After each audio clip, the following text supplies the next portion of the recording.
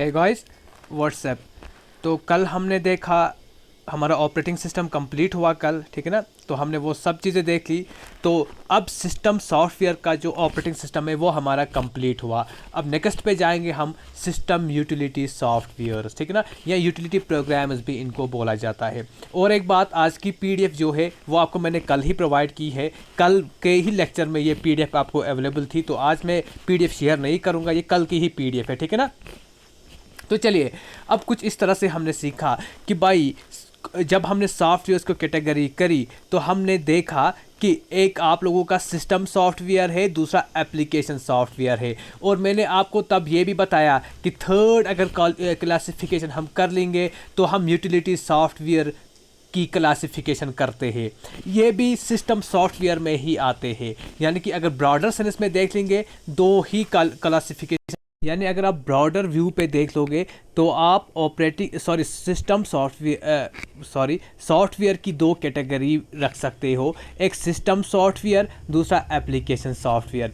और इसी system software में आप यूटिलिटी सॉफ्टवेयर को भी रख सकते हो, इसको अलग भी रख सकते हो, कोई बात नहीं, ठीक है ना। लेकिन फिलहाल समझने के लिए अब सिस्टम यूटिलिटी सॉफ्टवेयर क्या होता है या यूटिलिटी सॉफ्टवेयर क्या होता है। ये कुछ ऐसे सॉफ्टवेयर होते हैं जो हमारे कंप्यूटर के सिस्टम को बूस्ट करते हैं, इन्हांस करते हैं, ठीक है ना। जैसे कि मैं एग्जांपल बोल दूंगा आपका एंटीवायरस। जब भी कोई वायरस आ जाता है आपके कंप्यूटर पे तो उसकी प्रोसेसिंग, उसका सिस्टम थोड़ा स्लो पड़ जाता है, हैंग होने लगता है। लेकिन एंटीवायरस क्या सॉफ्टवेयर है या हार्डवेयर है? सर ये सॉफ्टवेयर है। क्यों सॉफ्टवेयर है? हम इसको टच नहीं कर सकते, ये सिर्फ सेट ऑफ प्रोग्राम्स है, ठीक है ना। तो ये सॉफ्टवेयर है। एंटीवायरस एक सॉफ्टवेयर है जो हमारे सिस्टम की स्पीड, सिस्टम की कैपेबिलिटी को बढ़ाता है, इंक्रीज करता है, बूस्ट करता है, इन्हांस करता है। इसीलिए हम इनको यूटिलिटी प्रोग्राम्स भी बोलते हैं, क्योंकि आपको पता है software actually is the set of programs. इसको यूटिलिटी प्रोग्राम भी बोला जाता है या सिस्टम यूटिलिटी सॉफ्टवेयर भी आप इसको बोल सकते हो, ओके। ये किस लिए चाहिए एक कंप्यूटर के लिए? It is required for the maintenance of computer. Computer की मेंटेनेंस के लिए, कंप्यूटर को मेंटेन रखना, अप टू डेट रखने के लिए हमें सिस्टम यूटिलिटी सॉफ्टवेयर की ज़रूरत होती है या यूटिलिटी सॉफ्टवेयर की ज़रूरत पड़ती है, ओके। सिस्टम यूटिलिटीज़ देखिए, system utility software are used for enhancing programs, ठीक है ना, and data in computer. Some system, कुछ जो सिस्टम सॉफ्टवेयर होते हैं, कुछ क्या ज़्यादातर मैक्सिमम जो सिस्टम सॉफ्टवेयर होते हैं, जब हम ऑपरेटिंग सिस्टम को इंस्टॉल करते हैं इसी में एम्बेडेड होते हैं, इसी में ही आते हैं, साथ में ही आते हैं, ऑपरेटिंग सिस्टम के साथ में ही आते हैं।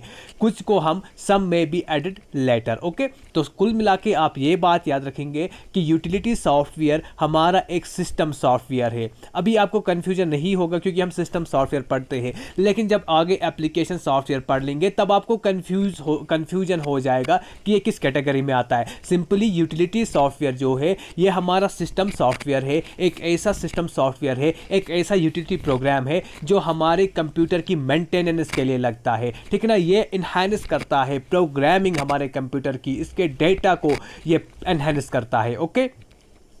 एग्जाम्पल्स अब देख लेंगे। मैंने पहले आपको पहली एग्जाम्पल दिया एंटीवायरस। मुझे लगता है आपको ये ही याद रखना है, ये वाला पोर्शन आपको याद रखना है, ठीक है ना। इसको अगर याद भी नहीं रखोगे तो कोई बात नहीं, बट मे भी क्वेश्चन यहाँ से भी आ सकता है, तो मैंने कुछ थोड़ा सा इसको डिटेल ऐड किया है, ठीक है ना, क्योंकि एक्सपेक्ट नहीं कर सकते कहाँ से क्वेश्चन आ सकता है, तो इसीलिए मैंने, अदरवाइज ये आप कहीं पर भी नहीं देखोगे, इस तरह से पढ़ा रहे हैं, okay. Examples of system utilities, antivirus utility, ठीक है ना। ये इसका काम क्या होता है? ये स्कैन करता है कंप्यूटर को। और क्यों करता है कंप्यूटर को स्कैन? ये देख रहा है, सर्च करता है कहीं पे वायरस अटैक ना, कहीं पे वायरल अटैक तो नहीं हुआ कंप्यूटर पे, ठीक है ना। तो ये मेंटेन करता है कंप्यूटर को, ठीक है ना, सेफ गार्ड करता है अगेंस्ट द वायरस। तो एंटीवायरस यूटिलिटी सॉफ्टवेयर एक ऐसा सिस्टम सॉफ्टवेयर है जो स्कैन करता है कंप्यूटर को फॉर वायरस, ओके। उसके बाद डेटा कंप्रेशन यूटिलिटी, ये भी आपका यूटिलिटी सॉफ्टवेयर है, ठीक है ना। आपको वहाँ पे इतना ही आएगा, डेटा कंप्रेशन क्या है, ये यूटिलिटी सॉफ्टवेयर है, ठीक है ना। आपको इसीलिए ये नाम आपको याद रखने हैं। सो डेटा कंप्रेशन यूटिलिटी क्या है, नाम से ही पता चलता है कि ये कंप्रेस करता होगा, किसको कंप्रेस करता होगा, ये कंप्रेस करता होगा फाइल्स को, बड़ी बड़ी जो फाइल्स होते हैं उनके साइज़ को कंप्रेस करता होगा, ताकि वो क्या हो जाए, वो एक फीजेबल साइज पे आ जाए, जिससे कंप्यूटर को परेशानी दिक्कत नहीं होगी, ठीक है ना। तो उसके बाद है क्रिप्टोग्राफिक यूटिलिटी। इस चीज़ को आप याद रखना, cryptographic utility encrypt and decrypt file करने को लगता है, ओके। उसके बाद डिस्क कंप्रेशन भी सेम कंप्रेशन है, बट ये to compress content of disk, okay. Content of disk को कंप्रेस करने के लिए डिस्क कंप्रेशन लगता है। डिस्क कंप्रेशन और disk partitioning two different things है, ठीक है ना। डिस्क पार्टीशनिंग में क्या होता है, एक मिनट चलिए। डिस्क पार्टीशनिंग में क्या होता है, divide a single drive into multiple logical drivers. जिस तरह से आप अपने लैपटॉप पे देखते होंगे, लोकल डिस्क ई, लोकल डिस्क एफ, यानी कि एक बड़ा 1 टेराबाइट अगर किसी की मेमोरी है, ठीक है ना, इंटरनल मेमोरी 1 टेराबाइट है, तो इसको हम अलग अलग डिस्क्स में पार्टीशन करते हैं ताकि स्मूथ फंक्शन हो जाए, ठीक है ना। ई एफ के जो भी नाम रखोगे आप, ठीक है ना, तो इस हिसाब से आप देखोगे कि डिस्क पार्टीशनिंग भी आपका सिस्टम यूटिलिटी सॉफ्टवेयर है, ओके। डिस्क क्लीनर जो ज़्यादातर मोबाइल में भी आप इस्तेमाल करते होंगे, आजकल मोबाइल में भी इस्तेमाल होता है डिस्क क्लीनर। जब भी आपको स्टोरेज फुल की नोटिफिकेशन आती है, तब आप डिस्क क्लीनर इस्तेमाल करते हो, और ये क्लीन करता है जो कैश मेमोरी होती है, उन सब चीज़ों को, जो मेमोरी आपको नहीं चाहिए, उन सब चीज़ों को ये रिमूव करता है, ठीक है ना। कौन, डिस्क क्लीनर, ये क्लीन करता है। तो ये भी इसका काम करता है सिस्टम यूटिलिटी सॉफ्टवेयर का, okay. Backup utility, make a copy of all information store in the disk. तो इसका काम होता है कि ये बैकअप देता है, ठीक है ना, आपके डेटा को ये बैकअप करता है। ये एक ऐसा प्रोग्राम है, एक ऐसा सॉफ्टवेयर है। और उसके बाद है system profiling, okay. Network managers भी आपके सिस्टम सॉफ्टवेयर आते हैं, यूटिलिटी सॉफ्टवेयर में आते हैं। सो कुछ खास नहीं समझना इस पे, सिर्फ इतना, इन चीज़ों को आप याद रखेंगे, प्लीज़ एंड प्लीज़ इनके नाम याद रखेंगे, ठीक है ना, कि कौन किस कैटेगरी में आता है। उसके बाद अब आएंगे हम डिवाइस ड्राइवर्स पे। एक देखिए, डिवाइस ड्राइवर या डिवाइस ड्राइवर्स डिफरेंट हमने देखा, जब हमने हार्डवेयर पढ़ा, डिफरेंट टाइप्स के डिवाइसेस आते हैं हमारे पास। इनपुट डिवाइस होता है, आउटपुट डिवाइस होता है, बट उनको चलाने के लिए कुछ ना कुछ ड्राइवर होना चाहिए, ठीक है ना। तो उन्हीं इनपुट आउटपुट डिवाइसेस को चलाने के लिए डिवाइस ड्राइवर्स लगे होते हैं आपके सिस्टम पे, और ये भी सिस्टम सॉफ्टवेयर में आएगा। देखो ये क्या होते हैं, सिंपली हमें पता है कि हम जब भी कोई डिवाइस कनेक्ट करते हैं, कोई हार्डवेयर डिवाइस हमने अपने सिस्टम पे कनेक्ट किया, तो ये कनेक्ट होगा और यहाँ पे सॉफ्टवेयर्स होते हैं, ठीक है, हमारे सिस्टम पे सॉफ्टवेयर्स लगे होते हैं। बट इन सॉफ्टवेयर्स और इस हार्डवेयर डिवाइस के दरमियान एक डिवाइस ड्राइवर होता है जो इसको और इसको फंक्शनल बनाता है, ठीक है ना। चलिए देखो, आप खुद समझ लोगे आप। सॉफ्टवेयर डिवाइस ड्राइवर क्या होता है, एक सॉफ्टवेयर होता है written with the objective of making a device functional. एक डिवाइस को फंक्शनल बनाता है when connected to the computer is called device driver. So device driver एक ऐसा सॉफ्टवेयर होता है, जब भी हम कोई डिवाइस कनेक्ट करते हैं अपने सिस्टम से, उसको फंक्शनल बनाता है, ठीक है ना। तो ये डिवाइस ड्राइवर का काम होता है, या हम यूँ कहें कि ये एक्ट करता है intermediate between the devices and the software in order to use the device, okay। so देखो, every device, जो भी डिवाइस मैंने आपको बताया, चाहे आपका कीबोर्ड है, माउस है, जो भी डिवाइस, प्रिंटर है, has a driver program associated with it.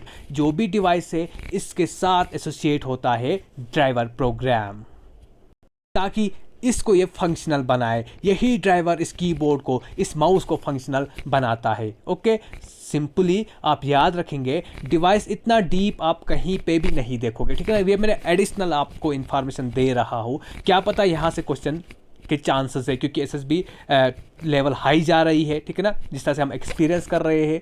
तो मैं भी यहाँ से भी आपको वरना सिंपल इतना याद रखना था कि डिवाइस ड्राइवर भी आप लोगों का सिस्टम सॉफ्टवेयर है, ठीक है ना। लेकिन डिवाइस ड्राइवर क्या होते हैं, एक ऐसा रिटन प्रोग्राम होता है जो सिस्टम आप लोगों के डिवाइस के साथ अटैच होता है और उन डिवाइस को ये फंक्शनल बनाता है, सिंपली इंटरमीडिएट एक्ट करता है between the hardware and the software और between the device and the software. Okay, चलिए अब लैंग्वेज ट्रांसलेटर, इन चीज़ों को आप अच्छे से याद रखेंगे।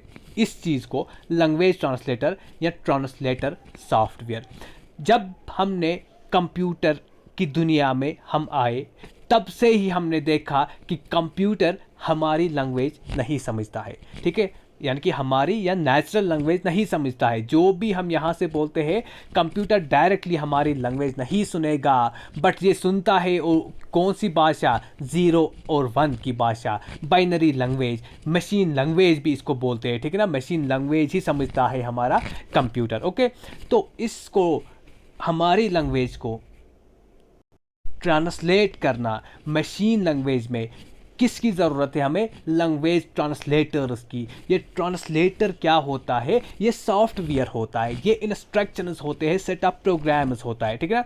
सो ये क्या काम करते हैं, देखो ये कन्वर्ट करते हैं प्रोग्रामिंग लैंग्वेज, जो हम लिखते हैं, जो टाइप करते हैं कंप्यूटर पे, वो हमारी प्रोग्रामिंग लैंग्वेज है, इनटू मशीन लैंग्वेज। क्योंकि प्रोग्रामिंग लैंग्वेज हम समझते हैं, ठीक है ना, लेकिन कंप्यूटर हमारा मशीन लैंग्वेज समझता है। Okay, so the translated program is called the object code, ठीक है। मैं भी यहाँ से ऑब्जेक्टिव आ सकता है। सो जो ट्रांसलेट प्रोग्राम हुआ, जो भी प्रोग्राम ट्रांसलेट हुआ, उसको हम बोलते हैं ऑब्जेक्ट कोड। अब काइंड्स ऑफ ट्रांसलेटर सॉफ्टवेयर, ठीक है ना, 3 टाइप्स के ट्रांसलेटर सॉफ्टवेयर आपको मिलेंगे। Number first is assembler.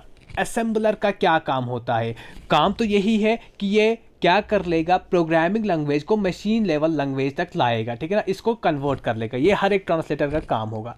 So assembler क्या करता है, असेंबलर असेंबली लैंग्वेज को मशीन लेवल लैंग्वेज में कन्वर्ट करता है। यानी हमें पता है लो लेवल लैंग्वेज होती है, इसके 2 टाइप से, ठीक है ना, ये मैंने आपको पहले भी बताया है। लो लेवल लैंग्वेज एक असेंबली लैंग्वेज होती है, एक मशीन लेवल लैंग्वेज होती है, ठीक है ना, दोनों लो लेवल लैंग्वेज है। असेंबली लैंग्वेज थोड़ा एडवांस्ड होती है, मशीन लेवल लैंग्वेज बिल्कुल ही डिफ़िकल्ट होती है, और कंप्यूटर मशीन लेवल लैंग्वेज ही समझता है। ओके, तो असेंबलर का काम होता है, ये ट्रांसलेट करता है असेंबली लैंग्वेज को मशीन लैंग्वेज में, ठीक है ना, दोनों लो लेवल लैंग्वेज है। उसके बाद कंपाइलर होता है। कंपाइलर क्या करता है, ये कन्वर्ट करता है हाई लेवल लैंग्वेज इनटू लो लेवल लैंग्वेज, यानी कि मशीन लेवल लैंग्वेज। उसके बाद इंटरप्रेटर, ये भी हाई लेवल लैंग्वेज को कन्वर्ट करता है मशीन लेवल लैंग्वेज या लो लेवल लैंग्वेज में। तो आप बता देंगे सर इन दो में क्या डिफरेंस रही, कंपाइलर और इंटरप्रेटर में क्या डिफरेंस रही। देखो कंपाइलर का नाम से आप याद रखो कि ये कंपाइल करता है। कंपाइल का मतलब क्या होता है, एंटायर, ठीक है ना, मतलब कि ये एंटायर फाइल को ही ट्रांसलेट करता है। ओके, यानी कि ये पूरी एंटायर फाइल को high level language to low level language translate करता है। इंटरप्रेटर क्या करता है, ये भी high level language to low level language convert करता है, बट लाइन बाय लाइन, ठीक है, कोई प्रोग्राम हमने डाल दिया, उसकी लाइन बाय लाइनिंग वो कन्वर्जन करता है। इंटरप्रेटर जो होता है, इंटरप्रेटर ट्रांसलेटर जो होता है, वो लाइन बाय लाइन कन्वर्जन कर लेगा high level language to low level language. But आपका कंपाइलर जो है, ये एंटायर फाइल, पूरे फाइल को एट ए टाइम ये क्या कर लेगा, ट्रांसलेट कर लेगा from high level language to low level language, ठीक है। तो ये थे आपके ट्रांसलेटर्स, ठीक है ना, system translators, okay, language translator या ट्रांसलेटर सॉफ्टवेयर। तो ये आपका सिस्टम सॉफ्टवेयर का फोर्थ, ये भी आपका सिस्टम सॉफ्टवेयर है, ठीक है ना। सिस्टम सॉफ्टवेयर को हमने देखा ऑपरेटिंग सिस्टम, उसके बाद यूटिलिटी सॉफ्टवेयर, उसके बाद लैंग्वेज ट्रांसलेटर्स, ठीक है ना, उसके बाद देखा हमने, अब देखने वाले हैं इसके बाद लिंकर, ठीक है ना। लिंकर क्या होता है, देखो इन चीज़ों को आप उतना समझना, मैं नहीं जानता हूँ कि आपको इतना मतलब पढ़ना होगा, बट आप अक्सर देखोगे आपको यही 3-4 मिलेंगे सिस्टम सॉफ्टवेयर, लेकिन लिंकर भी आपका सिस्टम सॉफ्टवेयर होता है। किस तरह से सिस्टम सॉफ्टवेयर होता है, चलो देखते हैं। Linker is a system program, ठीक है ना, सिस्टम प्रोग्राम है that links together several object modules and libraries to form single executive program. ये क्या करता है, main program of linker is to resolve reference among the files. आप जो भी फाइल्स पर रेफरेंस देते हो, लिंकर उनको लिंक करता है, ठीक है ना, लिंकर उनको उन टास्क को, उन काम को लिंक करता है आपस में। ओके, इतना ही लिंकर का काम होता है, तो इसीलिए हम इसको सिस्टम सॉफ्टवेयर मानते हैं। Okay, next is that loader. Loader का काम होता है, ये लोड करता है, load and relocate the executable program in the main memory. जब भी प्रोग्राम आपका जाता है तो पहले मेन मेमोरी में जाता है, यानी रैम में होता है, तो वहाँ से ही आपका प्रोसेसर इसको कॉल करता है, तो यहाँ पे पहुँच जाता है और एग्जीक्यूट हो जाता है, प्रोसेस होता है, ठीक है ना, ये हमने पहले भी पढ़ा है। तो मेन मेमोरी से लाना ये ये कौन बोलेगा, ये आपका लोडर ही बोलता है, ठीक है ना, लोडर ही इसको लोड करता है और इसको एग्जीक्यूटेबल प्रोग्राम में लाता है, ठीक है ना, यानी कि लोड करता है and relocate the executable program in the main memory. Loader assign storage space to the program in the main memory. Loader का ही काम होता है कि मेन मेमोरी में किसी प्रोग्राम को जगह देना, स्पेस बनाना, किसका काम होता है, लोडर का काम। ओके, तो आपका ये आज सिस्टम सॉफ्टवेयर ख़त्म हुआ। अब हम एप्लीकेशन सॉफ्टवेयर देख लेंगे, लेकिन इससे पहले मैं आपको एक बात बता दूं, ये फ्लो चार्ट सबसे मस्ट है। फ्लो चार्ट को याद रखना, आपको सारी चीज़ें खुद याद रहेंगी। देखो ये आपके सिस्टम सॉफ्टवेयर से, ठीक है ना, कंप्यूटर मैनेजमेंट के लिए कुछ लग जाएंगे और use it for developing software, यानी कि कोई अगर दूसरा सॉफ्टवेयर हमें बनाना है उसके लिए काम आएंगे, ठीक है ना। तो कुछ इस तरह से मैंने इनको डिवाइड किया है। कंप्यूटर मैनेजमेंट के लिए जब भी हमें नाम आता है, हमें याद आएगा ऑपरेटिंग सिस्टम को हमने देखा था कि ये मैनेजमेंट में बहुत काम करता है। मैनेजर बोला हमने, इसको कंट्रोलर बता दिया, ठीक है ना, कंट्रोलर ऑफ कंप्यूटर जो भी है, ठीक है ना। तो ऑपरेटिंग सिस्टम को हमें सबसे पहले मैनेजमेंट के काम में याद आता है। उसके बाद मैनेजमेंट का काम है, मतलब सिस्टम को मेंटेन रखना है, तो आप यूटिलिटी सॉफ्टवेयर को भी याद रखेंगे। कंप्यूटर मैनेजमेंट में, कंप्यूटर मेंटेनेंस में यूटिलिटी सॉफ्टवेयर भी आएगा। और डिवाइस ड्राइवर्स को भी हमने इसी कैटेगरी में रखा। क्यों इस कैटेगरी में रखा, डिवाइस ड्राइवर्स की कैटेगरी में? क्योंकि डिवाइस ड्राइवर्स को क्यों कंप्यूटर मैनेजमेंट की, क्योंकि ये भी मैनेज करता है। जो भी हम हार्डवेयर, जो भी हम डिवाइस अटैच करते हैं, उनको तो फंक्शनल बनाता है, उनकी मैनेजमेंट देख रहा है। ओके, क्लियर यहाँ तक। और उसके बाद हमने देखा फिर ट्रांसलेटर सॉफ्टवेयर होता है, ठीक है ना, लिंकर और लोडर। इनका काम ज़्यादातर क्या होता है, दूसरे सॉफ्टवेयर को बनाने में ये मदद करते हैं। सो आप इस तरह से याद रखो, आपके इसमें सिस्टम सॉफ्टवेयर का पूरा फ्लो चार्ट है, याद रहेगा कौन सा सिस्टम सॉफ्टवेयर है, कौन सा एप्लीकेशन सॉफ्टवेयर है। Operating system, system utilities, device drivers, translator software, linker, loader, ये सब आपके सिस्टम सॉफ्टवेयर से। ओके, तो कल हम देख लेंगे आपका एप्लीकेशन सॉफ्टवेयर, ठीक है ना। बहुत थोड़ा यहाँ पे इतना, यानी कि इस पे हमें 4-5 लेक्चर्स लग गए, ज़्यादा ही लग गए सिस्टम सॉफ्टवेयर में। अब मुझे नहीं लगता कि यहाँ से आपको क्वेश्चन मिस होना चाहिए। Thank you very much, thank you से लॉट। और PDF आपको ऑलरेडी ये प्रोवाइडेड है। ओके।